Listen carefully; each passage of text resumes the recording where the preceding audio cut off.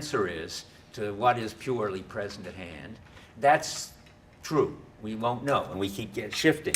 But if that's an ontological claim, that somehow or other we could never, in principle, get it right about what was there, independent of anything we contributed. We couldn't ever have access to the pure present at hand. Well, that's an ontological claim, and Heidegger's going to argue, yes, we can. Yeah. Yeah, well, I mean, then you have certain practices coming into conflict here, namely practices of doing philosophy and practices of doing history. Wait a minute, I want to think about that. Conflict? No, Heidegger knows. Conflict with certain presuppositions like those of Heidegger and certain presuppositions of... Where's the conflict? Yes, Heidegger wants to know. Heidegger knows there was Aristotle and Galileo and Newton and Einstein, and we haven't got to the end of this. That's the history of it. This is an ontological question. Could we imagine that one day we would get to the end of it? Does that make sense? It isn't the job of history to tell us whether that makes sense or not, I don't think. It's the job of the philosopher. Yeah. But I mean, one thing just so far as an historical point, right?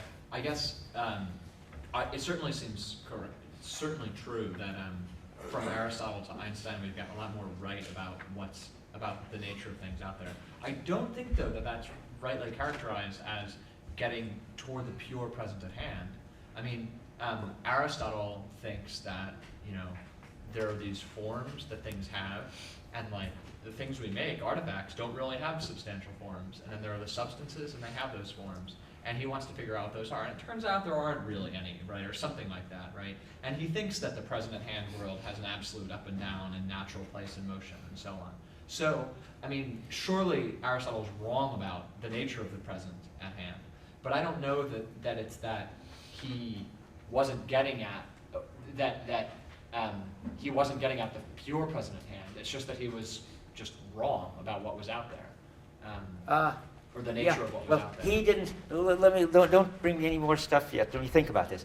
I'm going to say Aristotle didn't even have this distinction yet of the pure present hand. Is that what do you think that's the wrong way to think about it? I think that's the wrong way to think about it. What's the right way to think about it? Because I think that in the first place, that kind of equates presence at hand with something like, mathematizable or something, and I think that would be wrong. Yeah, I think that would be wrong. I think Aristotle's distinction is like, there are these substantial forms that are there independently of us, and there are some kind of artificial forms that we put there, and the present at hand is the real substantial forms of things.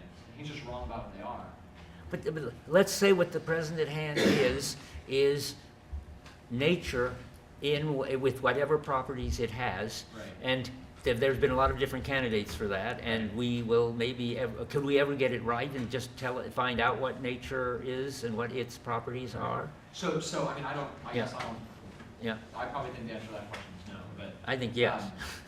But so far as Aristotle goes, I think Wait, sorry. I misspoke. Right. I mean, the question isn't whether we could ever get it right. That is so stupidly epistemological again. No, but I just want to restate the difference between us is whether it makes sense to think that we could ever get it right. I mean, I want to switch it to ontology. You think it doesn't, and I think it does. Okay. Now, and Heidegger's going to try to convince you, when we get to that part of the book, which we're getting toward, that it does make sense, but he has to wheel in a lot of machinery, and you may at any moment, want to get off. But he's trying. He will try. Yeah? I'm finding a problem with how we're using the term present at hand. And I'd like to first get straight, this is Heidegger's term. Yes. Right. And we don't want to run the danger of reading Heidegger into somebody else like Aristotle. And then secondly, you said there's a puzzle. We have practices of treating things as present at hand. And so then the being of present at hand depends on us, but the present at hand doesn't. That seems to be the story. That seems to be what you think Heidegger is saying. Yes. Well, that seems to be a problem for you because Heidegger says that the present at hand is a mode of being. Yes, and therefore, as a mode of being, it depends on us. It's a mode of, it is being. And that present at handness Depends on us. But Heidegger says present at handness depends on us, but the present at hand doesn't.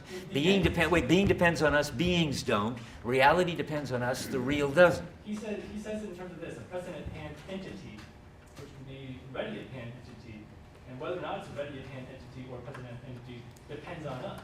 It's the way we see it.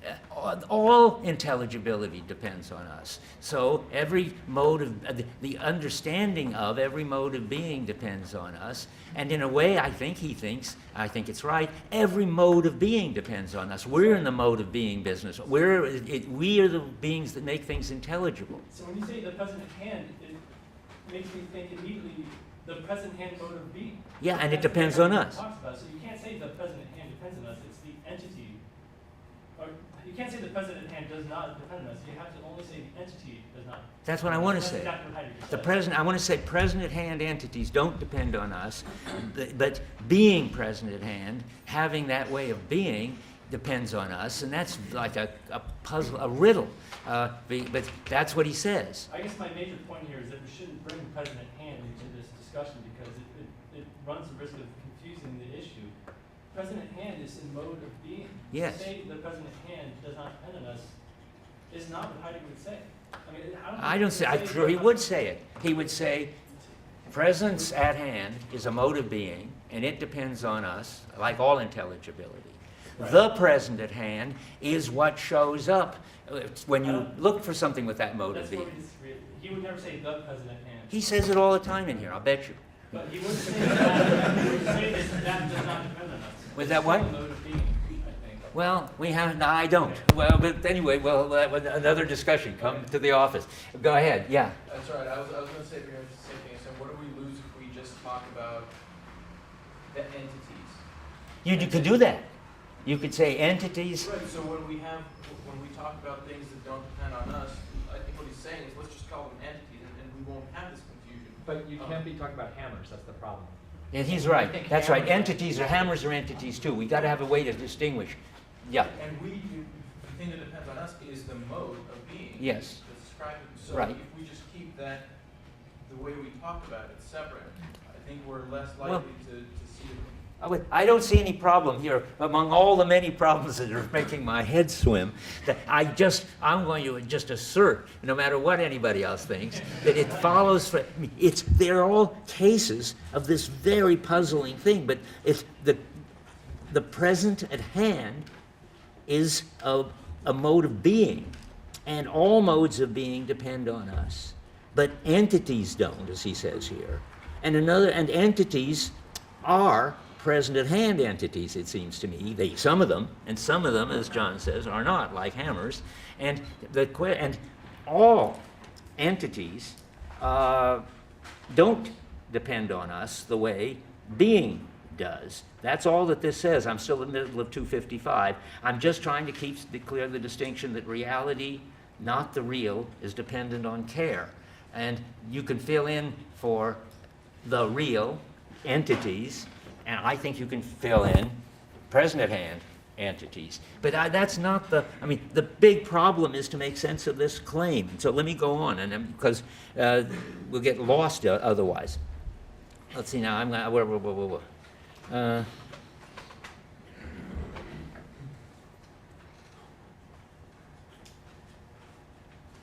so on 255, we just read the crucial passage. On 228, that's just another version of it, but it's such crucially weird, and what I want to mainly get on the table today, so let's read it there too. On 228, he says about 10 lines down, no, 6 lines down, we need to discuss the ontological interconnections of care, worldhood, readiness to hand, and presence at hand, reality, the last one.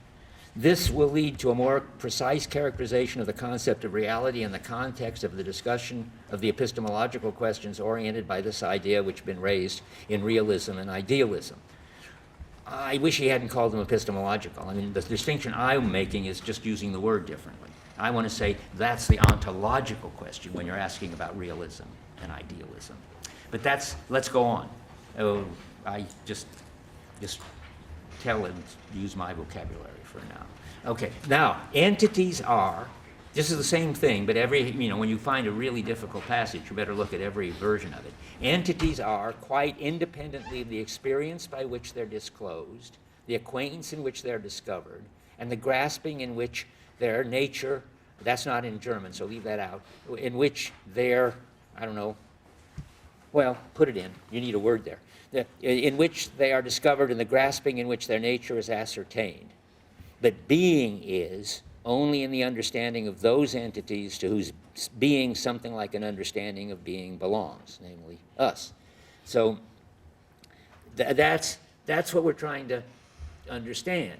And how in the world he's going, and remember, that's still sufficiently general to be deflationary realist. I mean, keep asking yourself, does that apply to hammers and baseballs and electrons and galaxies? And the answer has got to be yes. Heidegger's just telling you that defining the kind of entity and its way of being depends on us, and the entities that show up with whatever way of being don't depend on us, and in a certain general way, that's right. Remember, that's like Searle saying the representation of, say, mountains depends on us, but mountains don't depend on us, and so forth. Yeah, now time for your question. Just a quick clarification. When you talk about particularly the riddle, so when you talk about the present-hand practices, how would you describe those practices? I think they don't seem like ready-to-hand ones because those are backgrounded. I didn't. Are there present at hand? I didn't say present at hand practices. Did I? You Did I? Why would I say that? But I could. I will. Okay. Then I'll explain what I would have meant if I had said it. So I think that's right. We can run the tape. It doesn't matter because I'm happy with. The funny thing is, this is worth saying someplace. I don't think it's going to help with this discussion, but you never know. Present-at-hand practices would be our practices as studied by sociologists, for instance. When you read a book called Proxemics, which tells you the story of distance standing and all the variations of distance standing in various cultures, and in our culture, you are turning the practices of distance standing into present-at-hand something or others which are studied. You can do it. But normally, when they're functioning in the background, and just pulling us to stand the appropriate distance, then they're not present at hand. I don't think they're ready to hand either. They are doing the job that the background does of sort of making things intelligible and affording such things as going in and out and drawing us into them and so forth.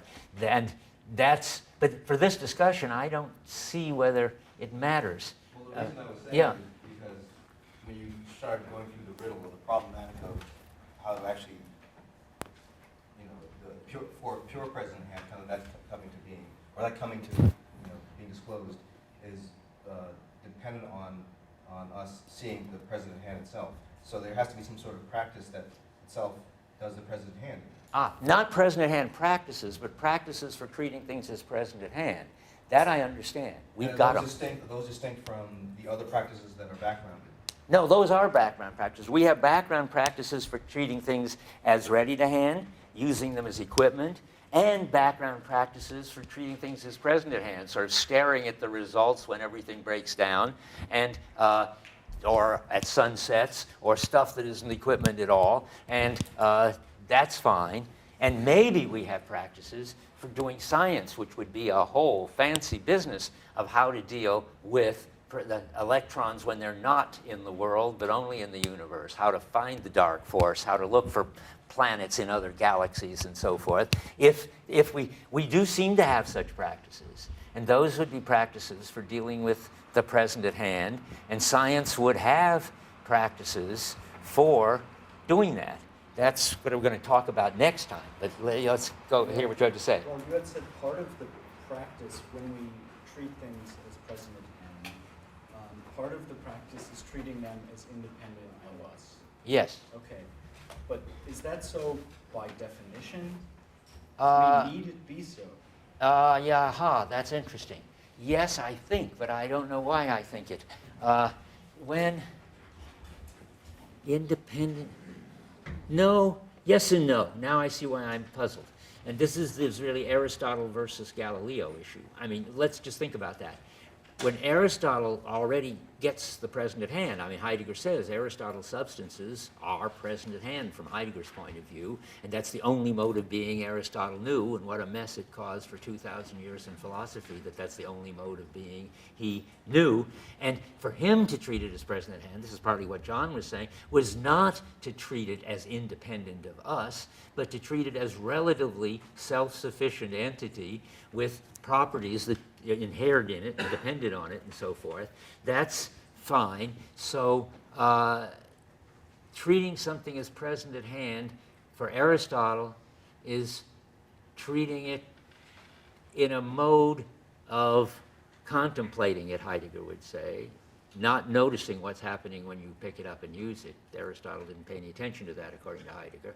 So when you contemplate something, when you just hang out by it, that nur verweilen by in German, it gets translated tarrying with. I mean, you could just say, when you hang out by something and just contemplate it, then you're treating it as present at hand, even if you're building into it lots of stuff which is relative to us, like our perception and our sense of up and down. Then comes a more pure notion of present at hand, which says the present at hand is utterly independent of us. That's Galileo's contribution. And I'll give you the slogan that we're going to start with next time. What Galilean science does, that Aristotelian science doesn't do, is de-world. And that's a Heidegger term. The de-worlding, if you could bring it about, would be to deal with something completely independent of our practices, our sense of intelligibility, and so forth. And the question is, can we really de-world? And that's what he deals with on, what is it, 408 to 412? Let's just stop. I want you all to know what we're going to talk about next time. So the theoretical discovery of the present at hand on 408 to 413 or 412, that's up for next time.